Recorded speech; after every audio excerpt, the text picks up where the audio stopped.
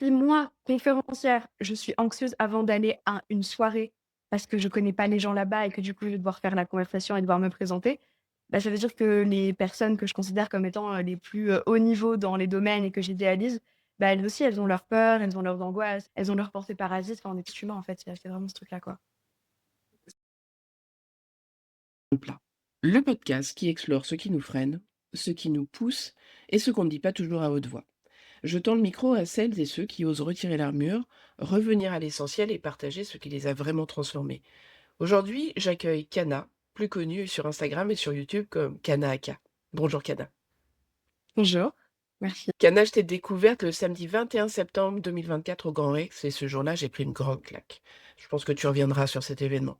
Tu étais seule en scène et tu nous parlais de peur. La salle était composée de 400 personnes en quête d'une autre vie. Et toi, tu es toute jeune, mais déjà tu as plusieurs vies. On a l'impression que tu ne rentreras pas dans les cases. À 16 ans, tu partais aux États-Unis vivre seule pendant un an, et puis tu émergeais sur les réseaux sociaux, et tu as poursuivi ensuite tes études sagement pour finalement accepter que, apparemment, tu avais envie de gagner ta vie autrement. Je voudrais qu'on parle ensemble aujourd'hui de ce qui te pousse à aller de l'avant et qu'est-ce qui est important. Qu'est-ce qui fait ce que tu es quand on t'enlève les étiquettes? Alors toi, comment tu te présentes? Alors, en général, je me présente comme enchantée, je m'appelle Kana, j'ai 22 ans. Je suis donc conférencière, coach et consultante en prise de parole et très récemment, ça c'est l'exclusivité, fondatrice, cofondatrice de l'Académie de l'excellence oratoire que je partage avec ma maman aujourd'hui. Voilà comment je me présente de manière générale. Après, si on va retirer les étiquettes, il y a énormément de choses derrière cette façade de conférencière. Mais je pense qu'on pourra aborder ça un petit peu plus, dans ce podcast. Ah oui, exactement. Moi, ce qui me frappe, c'est que, bah, tu n'as pas 20 ans et tu as déjà, alors pour moi changé de vie, mais finalement, tu as déjà pris une décision très forte de ne pas avoir une vie comme les autres et j'aimerais savoir, bah, qu'est-ce qui a, déclenché ce choix? Alors, la première fois que j'ai pris cette décision, c'est une décision que j'ai prise plusieurs fois et qui s'est renforcée au fur et à mesure des années. J'avais 13 ans, la première fois que mon papa a eu l'excellente idée de m'emmener dans un séminaire avec 2 entrepreneurs. Donc pour la première fois de ma vie, je me suis retrouvée dans une salle avec uniquement 2 entrepreneurs, alors qu'à l'époque, pour moi, l'entrepreneuriat, c'était quelque chose de très abstrait. Je connaissais pas du tout, je savais pas que ce monde-là existait. Et je me suis retrouvée dans cette salle et j'ai vu des conférenciers, des conférences pour la première fois. Et à ce moment-là, je dis toujours que c'est comme s'il y avait quelque chose qui s'était allumé en moi. Je savais pas encore comment, je savais pas encore pourquoi exactement, mais je voulais faire ça. Et du coup, c'est à partir de ce moment-là que j'ai commencé à répondre entrepreneur dès que les professeurs me demandaient ce que je voulais faire plus tard. Et on m'a toujours dit, mais non, Kana, t'as 18,5 de moyenne, t'es la meilleure de la classe, tu vas faire des grandes études, évidemment. Et moi, j'étais en mode, non, vous allez voir, je vais être entrepreneur. Même si à l'époque, je savais pas encore exactement ce que ça voulait dire. Et c'est à ce moment-là que j'ai commencé à lire énormément de livres d'entrepreneuriat et de dev perso, à regarder du contenu sur YouTube, etc. Et je me suis lancée sur YouTube et j'ai commencé à prendre des clients à 16 ans. Donc, les deux gros déclics ont été à 13 ans quand j'ai décidé de faire ça et à 16 ans quand j'ai décidé de me lancer officiellement. C'est incroyable, mais c'est vrai que moi aussi j'ai pu observer sur les réseaux aussi, tu apparais vraiment à 16 ans, non, c'est ça? Ah oui, oui, j'ai vraiment, des vidéos de moi à 16 ans sur YouTube et même plus jeune. J'ai des vidéos de moi, bon, je les ai jamais publiées parce qu'à 13 ans, c'était encore un petit peu jeune. Je Mmh. pense, j'étais encore un petit peu trop susceptible au regard des autres. Je me souviens à un moment, j'avais essayé de créer un blog quand j'avais 13 ans, mais il y avait une de mes amies de l'époque qui avait créé un groupe sur Instagram avec toutes mes autres copines pour se moquer de moi. Du coup, ça m'a pris encore quelques années pour oser faire malgré le regard des autres. Mais ouais, non, 13 ans, c'était très jeune, mais je faisais déjà des petites vidéos, mais je les publiais pas. Tu as dit quelque chose qui m'a marqué parce que, j'ai 2 fils qui ont autour de ton âge.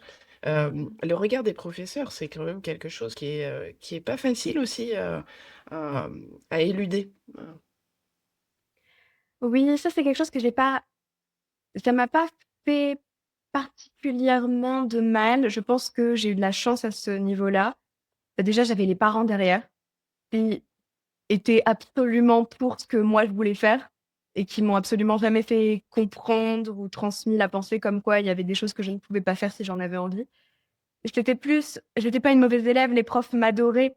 C'est juste que dans leur projection à eux et dans leur monde à eux, la réussite, c'était des grandes études et quand on avait des facilités comme j'en avais, c'était dommage de pas en faire.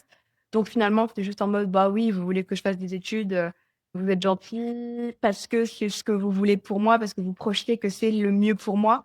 Mais moi, je sais que c'est pas le mieux pour moi, donc bah, je vais pas vous écouter» et c'est tout. Mais je m'entendais bien avec mes profs, ça allait.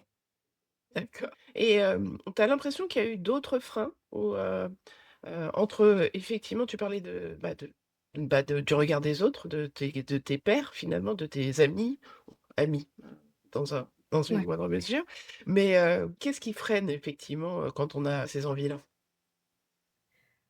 Mes circonstances ont été quand même très particulières parce que j'avais 16 ans. Donc moi, évidemment, j'ai longtemps été freinée, enfin longtemps. À l'époque, ça me paraissait très long, mais pendant 2 ans, j'ai été freinée par la loi, qui fait que je n'avais pas le droit de créer mon entreprise.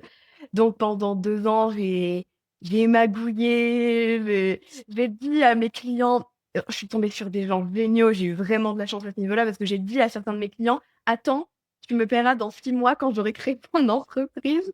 Du coup, il y a eu les freins administratifs et logistiques pour moi et encore, j'avais la chance d'avoir un papa entrepreneur qui a pu énormément m'aider sur ces sujets-là. Mais évidemment, je n'aurais pas commencé aussitôt si j'avais pas été exposée à ce milieu aussitôt. Je pense que j'aurais fini par me mettre dans ce milieu-là, mais ça aurait peut-être été beaucoup plus tard. Donc j'ai eu cette chance-là d'avoir un père, entrepreneur qui m'a complètement mis sur ce chemin-là et qui m'a épaulée, à chaque étape et qui m'épaule toujours.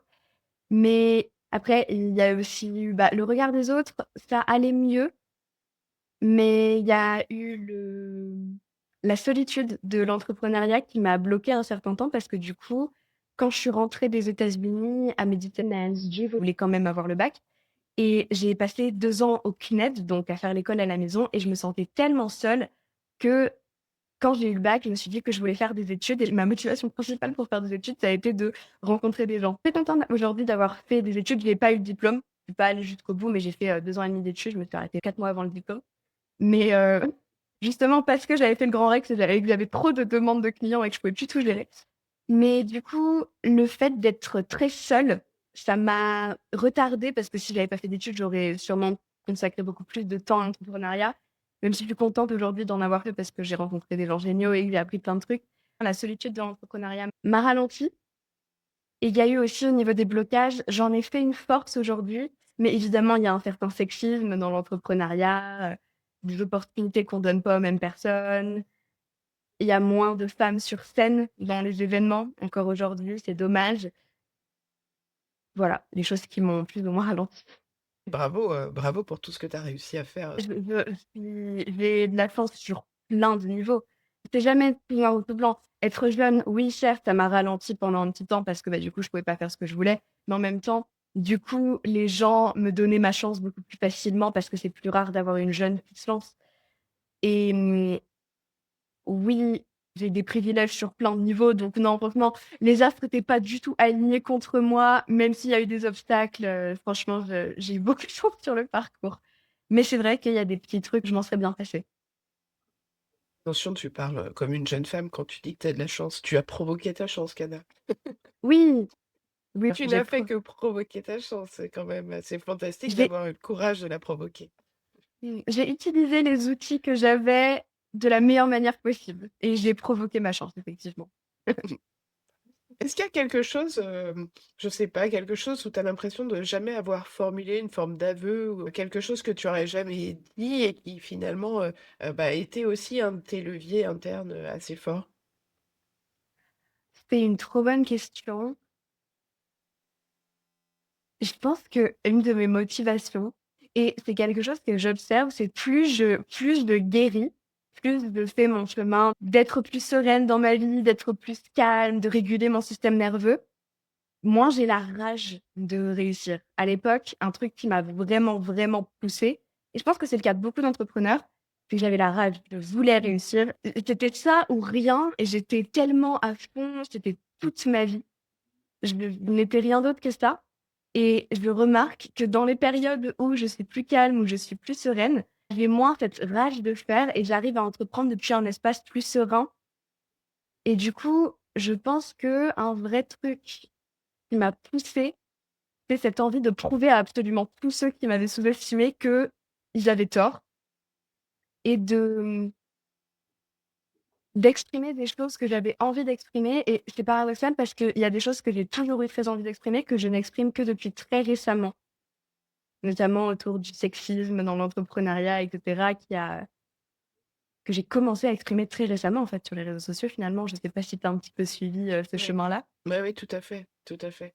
Et d'ailleurs, si tu pouvais, pour les gens qui te découvriraient par hasard par ma petite chaîne, Oui. nous parler un peu effectivement de ces sujets que tu abordes dans tes conférences.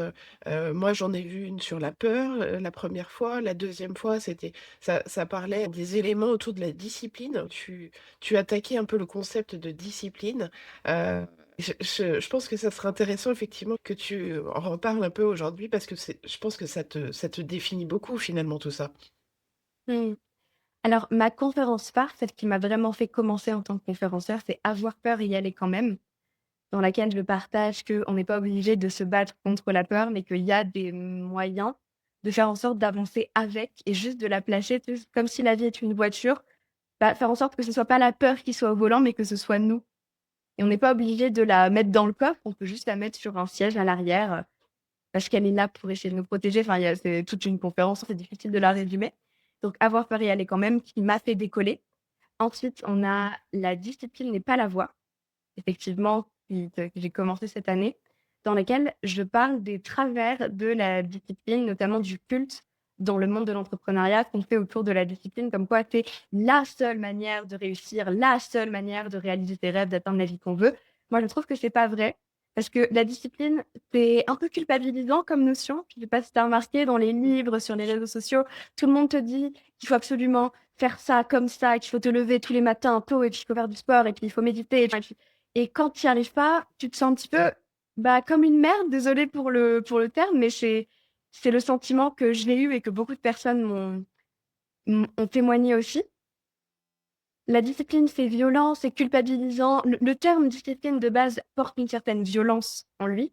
Discipliner quelqu'un, c'est le punir, finalement, dans la langue française. Donc le terme discipline, j'ai un problème avec et je trouve qu'il y a quelque chose au-dessus de la discipline, une notion dont on parle jamais, qui est la notion de dévotion. Donc là où la discipline va être quelque chose de mauvais qui doit être contrôlé, la dévotion, ça va être prendre soin et accorder son temps, son attention aux choses qui méritent les soins et les efforts nécessaires pour prospérer. Ouais, totalement. Donc la différence entre dévotion et discipline et ce qui est bien, c'est que la dévotion a notre bonheur en son centre. Parce qu'en général, si on va être dévoué à quelque chose, on va être dévoué à quelque chose qui nous rend heureux. On va être dévoué à notre bonheur et par le biais d'être dévoué à son propre bonheur, on va être dévoué à ses relations, à son corps, à nos rêves, nos objectifs, parfois notre travail. Alors que la discipline, on peut être hyper discipliné et être hyper malheureux en même temps. Voilà la différence que je mets en avant. Et c'est passionnant parce que en fait, tu es très, très proche de moi. Ce qui m'intéresse, c'est les biais cognitifs.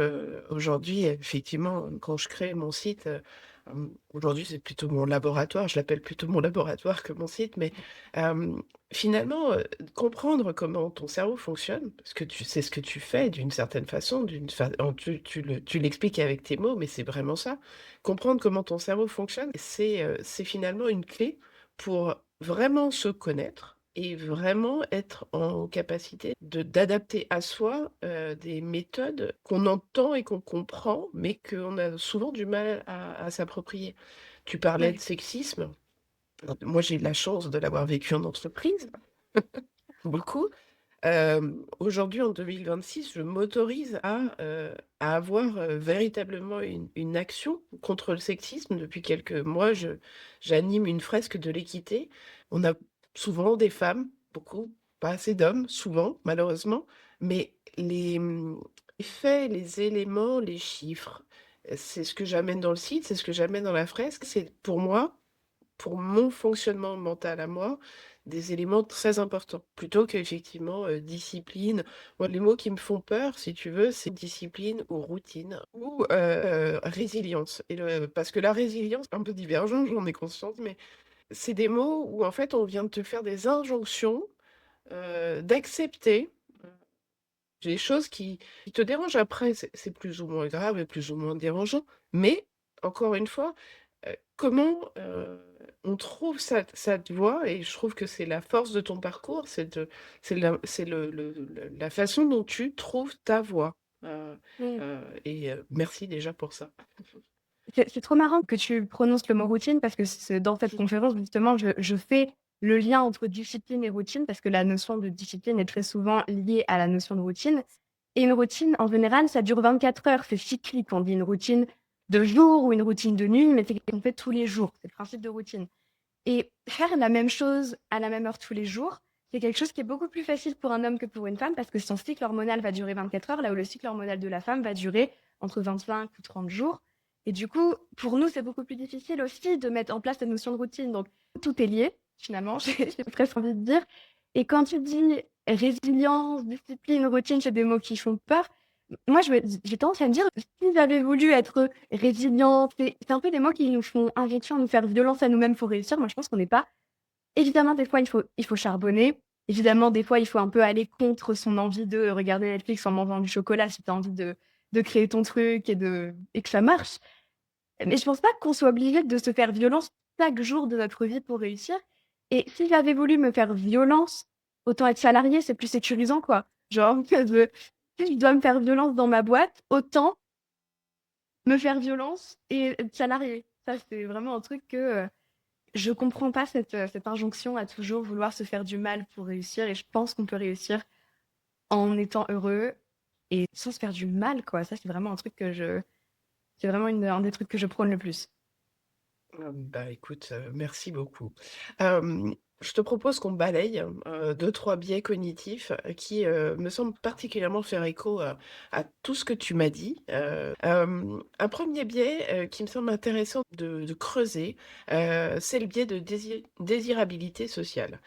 En t'écoutant, je me dis qu'il y a des choses très intéressantes parce que finalement tu es jeune, tu es sur scène, tu inspires et en même temps prendre la parole en public, surtout quand on est une femme, et tu le dis, quand on est une femme, on apprend à être acceptable. Donc, est-ce qu'il n'y a pas des moments où, on a juste l'impression de devenir une meilleure version de soi-même ou un peu ce que les autres attendent de et comment, justement, tu arrives, toi, à rester dans cette ligne de, ne pas tomber dans ce travers de désirabilité, et de ne pas lisser justement ton message ou ton propos? Déjà, je nuancerais en disant que je pense que je ne suis pas complètement sortie de ce biais-là et que c'est très difficile d'en sortir complètement, surtout en tant que femme, quand on a été élevé et que la société attend de nous quelqu'un de lisse, quelqu'un qui s'oublie pour les autres, quelqu'un qui donne de son temps, de son soin, de son énergie gratuitement finalement. C'est très difficile en tant que femme et pas seulement pour les femmes, mais spécialement en tant que femme, de se détacher de ces choses-là. Et il ne faut pas attendre de s'en être détaché pour être dans l'action. Plus je fais des conférences, plus je suis capable de me détacher de ces choses-là. Donc, le piège, je pense, c'est d'attendre la perfection de soi-même à ce niveau-là. Évidemment qu'il y a encore des fois où j'essaye de lisser un petit peu ce que je vais dire, où je me demande, ah là, je sais que je suis devant un public qui est peut-être un peu plus masculin que les publics que j'ai d'habitude, donc peut-être que je vais y aller doucement sur la manière dont j'amène tel message, etc. Je suis aussi gage d'un bon speaker, d'être capable de s'adapter à son public. Donc la ligne est très fine entre je m'adapte à mon public pour passer mon message au mieux et je m'adapte à mon public pour me faire passer au mieux. Et j'essaie toujours de prioriser mon message avant mon image. C'est assez compliqué. Il y a un truc qui m'aide beaucoup au quotidien aussi pour lutter contre ce biais, c'est de décentrer. Je sais pas si tu vois le concept de male gaze. Tout à fait.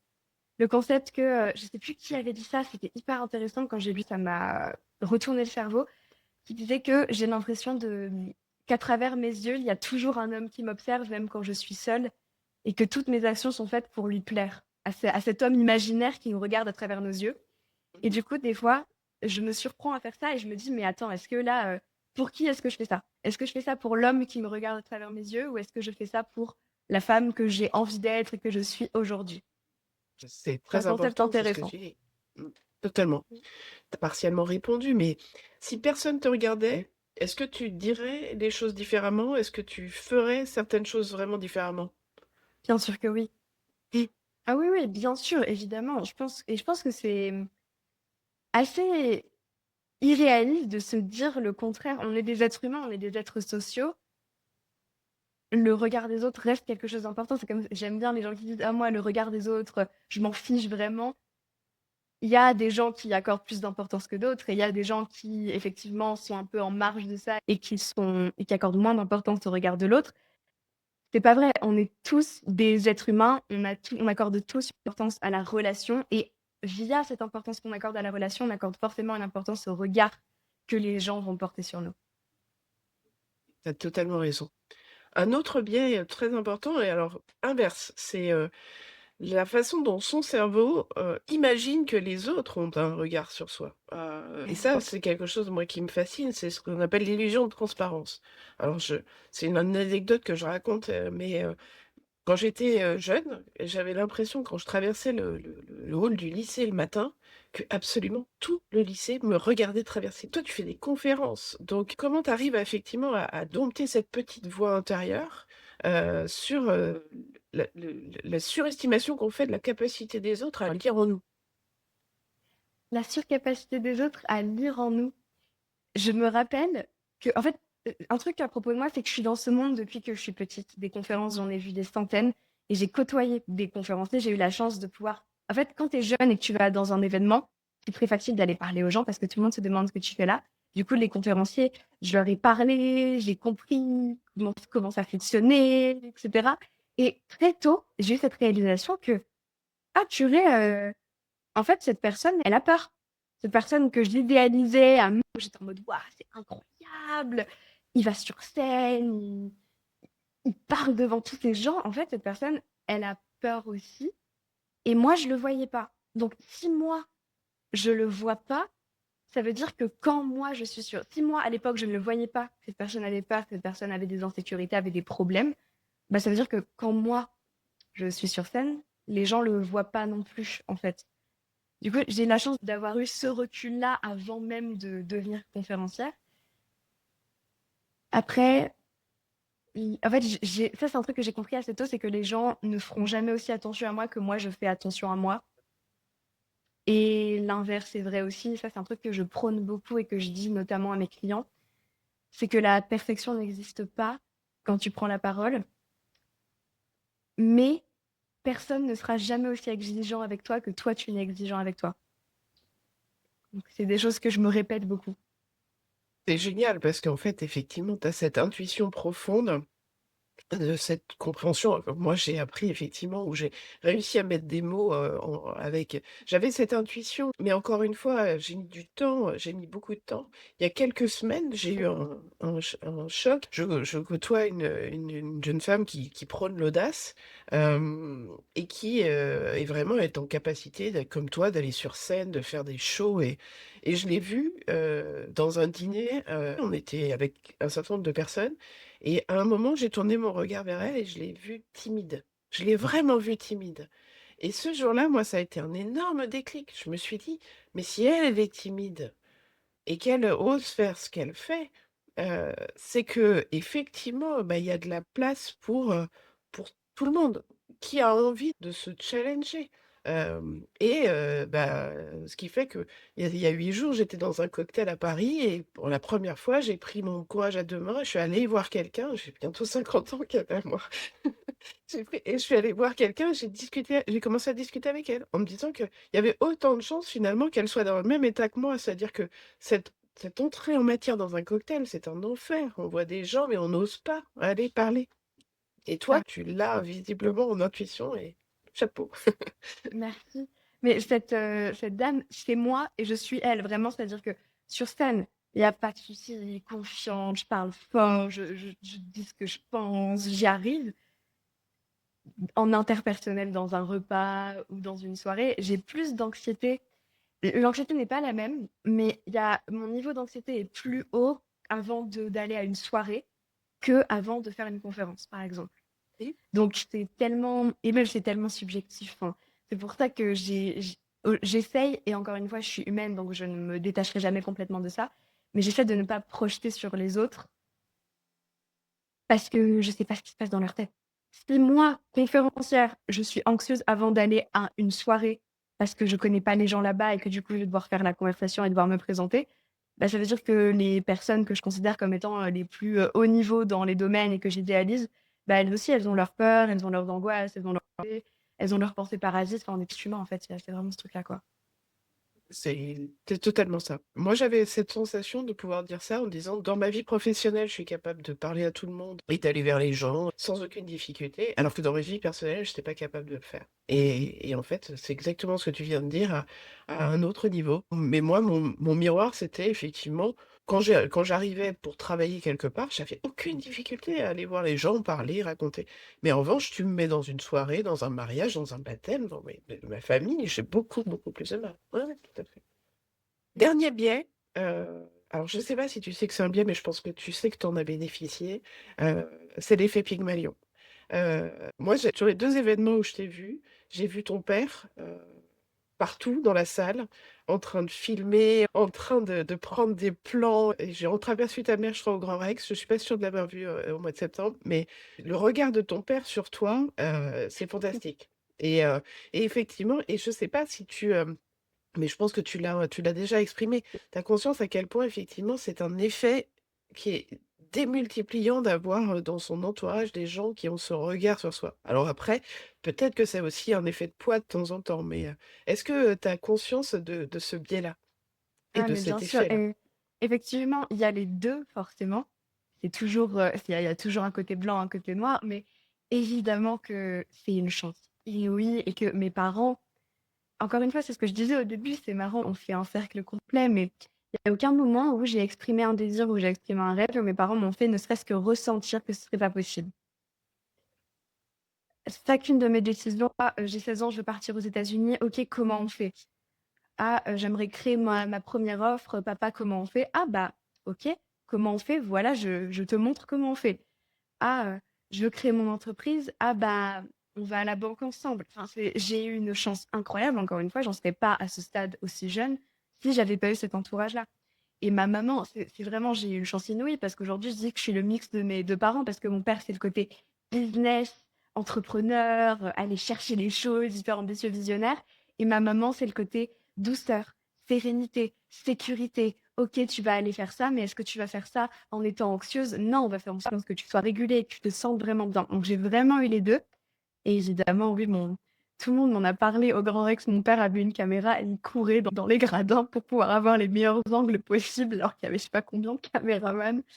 Mais oui, évidemment, c'est une chance inouïe et la prophétie autoréalisatrice, parce que j'y ai cru depuis très jeune et que ça n'a jamais été possible de faire autre chose pour moi, malgré le fait qu'on projetait sur moi des études et une carrière en entreprise. Pour moi, ça n'a jamais été une option à partir du moment où j'ai décidé que je serais entrepreneuse. J'ai jamais réfléchi à prendre un autre job, à faire des études pour. Quand j'ai fait des études, c'était des études pour devenir entrepreneur. Donc, j'ai jamais envisagé autre chose. Et mes parents m'ont jamais poussé à envisager autre chose et ils ont cru en moi et ils ont eu la vision avec moi. Donc, évidemment, c'est démultiplié à partir de ce moment-là.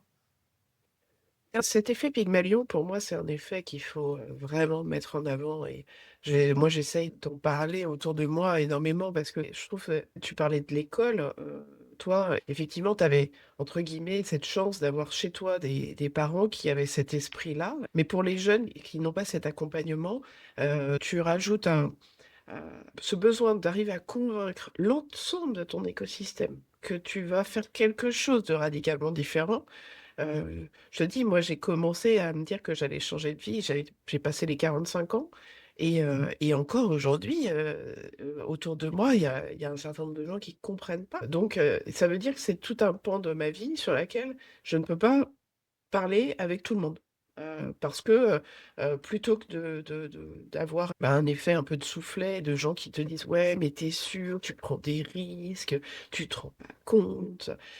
Plutôt que de s'essouffler à essayer de convaincre, mieux vaut, f prendre de la distance et c'est là où effectivement, c'est pas facile et où aussi Mmh. les enseignants ont une part à jouer, d'ouverture d'esprit sur les jeunes. Mmh. Ouais, carrément. Moi, j'ai eu la chance de vivre dans le cadre familial parce que c'est celui qui a le plus d'influence et finalement, c'est le plus important. Je l'ai beaucoup vécu avec mes amis de l'époque, avec qui je suis en contact aujourd'hui d'ailleurs, on se demande pourquoi. Mais je me souviens de remarques que je me prenais: «Ah mais tu pas réaliste, ah mais ta petite entreprise», C'était pas facile, mais vu que j'avais le soutien chez moi, je pense que c'était un peu tout ce qui importait. Effectivement, du coup, moi, je leur en parlais plus. J'ai fini par, par extension, à ne plus leur parler, mais moi, c'était mes amis, donc j'imagine pas ce que ça peut être dans la famille. J'ai beaucoup d'amis entrepreneurs et quand je leur dis en général que je travaille avec mes parents, leur première réaction, c'est oh, mon pire cauchemar, je pourrais jamais. Et je suis en mode bah ouais, en fait, c'est triste, mais la plupart du temps, la norme, c'est les parents qui bloquent, qui projettent leur propre peur sur leurs enfants. C'est dommage. Totalement. Écoute, passionnant. Même si je pense que je connais un peu la réponse, tu le dis, est-ce que si c'était à refaire, tu le ferais différemment? Qu'est-ce que tu pourrais dire à la jeune femme que tu étais il y a 4-5 ans? Je pense que je suis contente d'avoir fait le parcours que j'ai fait aujourd'hui. Mais en vrai, évidemment, il y a des choses que je ferais différemment. Enfin, je veux dire, tu me renvoies dans le passé, il y a 4 ans, avec la connaissance de ce qui va se passer dans le futur. Déjà, j'investis un peu dans le Bitcoin. Mais en plus, évidemment, j'aurais tellement plus de courage, je ferais tellement plus de choses plus tôt. J'enverrais tellement plus de messages, j'aurais tellement plus d'assurance et de conviction.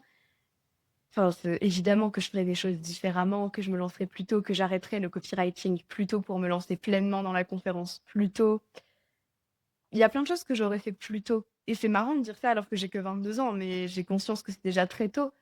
Mais oui, il y a des choses que je ferais différemment. Je pense que c'est très hypocrite de dire que non, je ferais exactement tout pareil. C'est pas vrai. Il y a des choses que je ferais plus, il y a des choses que je mettrais moins de temps avant de prendre certaines décisions qui vont faire sentir de la peur, évidemment.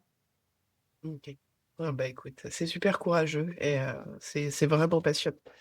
On arrive un peu à la fin de notre interview. Si tu avais un dernier message, à transmettre aux personnes qui nous écoutent, l'idée à retenir, sur tout notre échange, il y en a tellement, ça va être compliqué, mais qu'est-ce que tu voudrais faire passer comme message, ultime pour que les gens puissent se projeter justement dans cette, évolution? Bah, je pense que je vais transmettre le message de ma conférence phare. Finalement, c'est ce qui m'a permis de démarrer.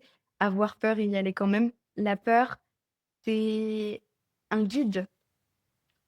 La peur est un guide. J'aime bien dire que la peur, c'est une flèche rouge vers là où tu dois aller pour te réaliser, vers là où tu dois aller pour grandir.